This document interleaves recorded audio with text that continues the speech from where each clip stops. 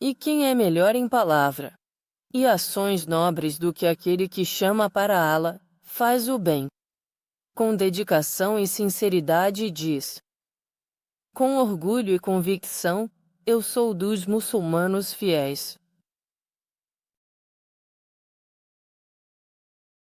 Alhamdulillah, e que a paz e as bênçãos estejam sobre o mensageiro de Allah. Hoje em dia, há muita confusão na internet sobre essa questão dos anjos e do livre-arbítrio. Os anjos têm livre-arbítrio e, vendo um pouco dessa confusão, acho que precisamos chegar às definições. Precisamos definir sobre o que estamos falando. Algumas pessoas interpretaram a definição de livre-arbítrio como entender o certo do errado e escolher aquilo que consideramos ser certo. Essa não é a definição de livre-arbítrio. Essa é a definição de moralidade. E eu vou ler para vocês a definição clássica de moralidade se refere à capacidade de distinguir entre o que é considerado certo e errado, e agir com base nessa compreensão. Agora, sem dúvida, os anjos têm moralidade, certo? O que consideraríamos como acal, como inteligência, como a capacidade de criar, de escolher aquilo que eles veem como certo. Isso está lá, sem dúvida. Irada. Isso é algo que os anjos têm, e podemos provar isso a partir do hadith autêntico, onde o homem que havia matado 99 pessoas, e então, quando achou que não poderia ser perdoado, matou mais uma, totalizando 100. Vou resumir a partir do hadith. Tendo matado 100 pessoas, quando ele foi até a pessoa de conhecimento, que lhe disse que você pode ser perdoado, mas precisa deixar o seu ambiente maligno e ir para o lugar dos piedosos. O homem morreu no caminho, e tanto os anjos da punição quanto os da misericórdia vieram. Então isso significa que os anjos de o hadith autêntico nos diz que eles têm a capacidade de discernir, eles têm a habilidade cognitiva de entender o certo do errado.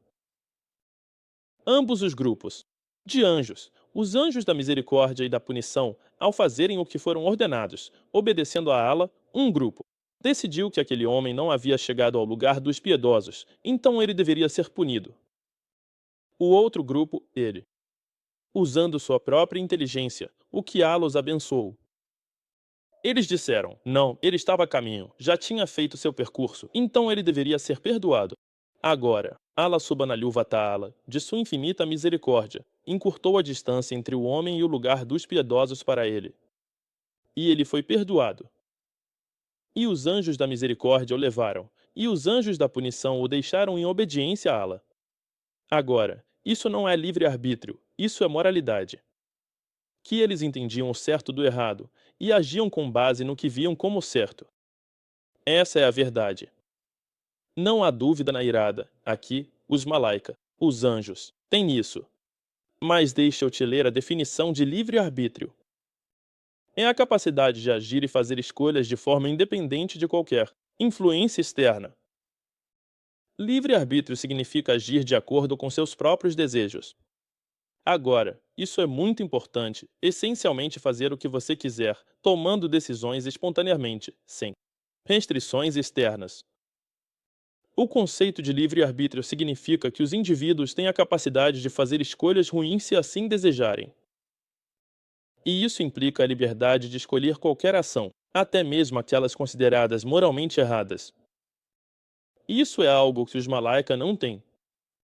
Como vemos no Alcorão, na Sura Tahrim, Allah subhanahu wa ta'ala nos fala sobre os malaika. Eles não desobedecem a Allah subhanahu wa ta'ala no que lhes é ordenado. E isso não é para apenas mostre a grandeza deles. Se você olhar o contexto do versículo, ele está falando sobre salvar a si mesmo e suas famílias de um fogo do inferno cujo combustível é de pessoas e pedras. E, designados sobre isso estão anjos, que são severos e rigorosos, e eles não desobedecem a Allah. Não é uma questão de louvar os anjos só porque eles são obedientes, mas é um aviso de que eles são severos, eles não desobedecem à ordem de Allah. Eles não vão mostrar piedade ou favoritismo. Não, eles não desobedecem às ordens de Allah. Eles fazem o que lhes é ordenado. Então, esse é o contexto disso. Agora, quando falamos sobre anjos e livre-arbítrio, sempre temos que voltar aos nuzul, às evidências. Shaykh al-Islam Taqiyuddin Ibn Taymiyyah, em sua Majmu' al-Fatawa, traz um hadith lindo.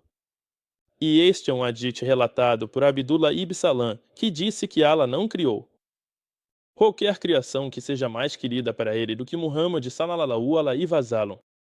Disseram a ele, então Abdullah ibn Salam, o Sahaba, o grande estudioso dos Sahaba. Ele foi perguntado, nem mesmo Gibreel e os Malaika, os maiores dos anjos, Gibreel e os Malaika. Ele disse para quem lhe perguntou isso, você sabe que Gibreel e os Malaika, e os anjos, são criações subjugadas de Allah. Eles estão sob o poder do que lhes é ordenado fazer. Eles estão subjugados. Eles não têm livre-arbítrio. E este é um hadith autêntico. Ele diz, como o sol e a lua.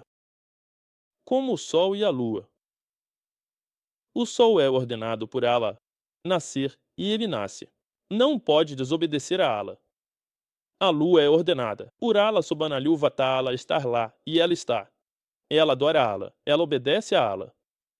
Mas é uma criação de Allah subhanahu wa ta'ala que não desobedece a Allah subhanahu wa ta'ala. Então, criações subjugadas, como o sol e a lua, e Allah não criou ninguém mais querido do que Muhammad sallallahu alaihi wasallam. Agora, este hadith, Ibn Taymiyyah mencionou no Majmu' Fatawa, mas eu procurei. Está registrado por Al-Hakim em seu Mustadrak, e ele o classificou como Salih. O imã Al-Zahabi, ao verificar o Mustadrak de Al-Hakim, também concordou que ele é autêntico. Na verdade, estudiosos recentes como Sahabi al-Arnud e Shaykh al-Albani, que Allah tenha misericórdia de todos os grandes estudiosos do hadith, todos classificaram este hadith como Salih. Na verdade, Al-Hakim até disse que devemos considerar este hadith como vindo do profeta, porque Abdullah ibn Salam, ao falar sobre algo do invisível sobre o profeta, teria obtido esse conhecimento diretamente do profeta. Mas mesmo que consideremos isso como uma declaração de um Sahaba e um sábio entre os Sahaba, isso é uma evidência. E é por isso que o Shaykh al-Islam Ibn Taymiyyah continua dizendo que não conhece ninguém entre os Sahaba que discordasse dele sobre esse assunto. E essa é a visão bem conhecida entre aqueles que pertencem ao Sunnah wal Jama'ah e entre os companheiros das 4 Madaid, ou seja, 4 escolas de pensamento bem conhecidas, de os piedosos. Entre os humanos tem um status maior do que até mesmo os anjos. Porque as pessoas têm chava, têm desejos, têm essa capacidade de escolher e essa tentação de fazer o certo e o errado. Isso é o que consideramos livre-arbítrio. E os anjos não. Eles só obedecem a Allah subhanahu wa ta'ala. Eles nunca desobedecem a Allah subhanahu wa ta'ala. Agora, para entender isso, vou mencionar uma bela declaração do Shaykh al-Islam Ibn Taymiyyah, também. E isso também está em seu Majmu' al-Fatawa. Ele mencionou isso de Abu Bakr Abd al-Aziz. Quem é Abu Bakr Abd al-Aziz? Esse é o nome de Ghulam Kalal. Quem é um dos grandes Sahaba, um dos grandes estudiosos da escola Hanbali dos tempos antigos? Ghulam Kalal. Então, o que ele diz? Ele diz, como disse Abu Bakr Abdullah, dos nossos companheiros, dos Sahaba.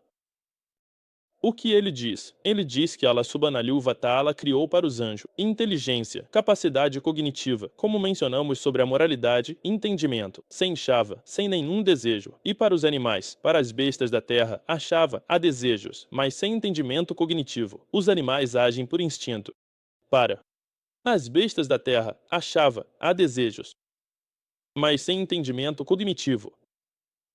Os animais agem por instinto. Eles podem proteger seus filhotes com base no instinto. Eles podem comer seus filhotes por instinto. Eles podem acasalar com suas próprias mães ou irmãs, e assim por diante, porque eles só têm chai. Eles não têm essa noção de certo e errado. Mas para o insan, para o ser humano, nós temos esse entendimento de akal.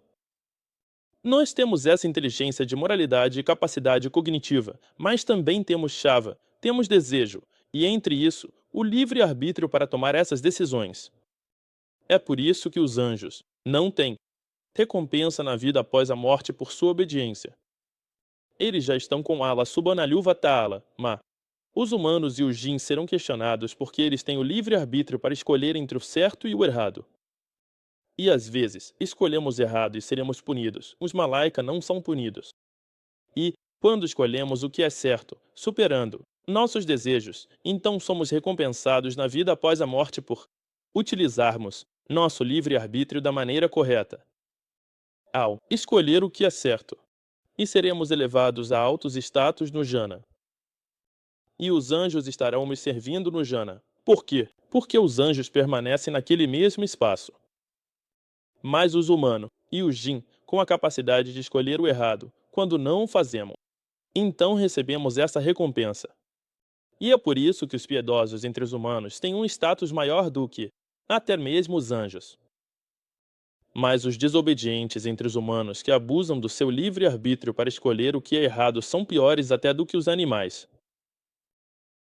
Então, esperamos de Allah subhanahu wa ta'ala que isso seja um esclarecimento. Quando temos este hadith claro de Abdullah ibn Salam, um hadith autêntico, que os anjos são criações subjugadas de Allah, como o sol e a lua. Então não é nosso lugar dar nossa própria opinião antes das dos Sahaba, dos Salaf as-Salain. E é isso que significa ser Salafi, é seguir os Salaf as-Salain. E que Allah os recompense com o melhor, e que a paz e a misericórdia estejam sobre vocês. E a palavra de quem chama para Allah faz boas ações, e diz, certamente, sou um dos muçulmanos.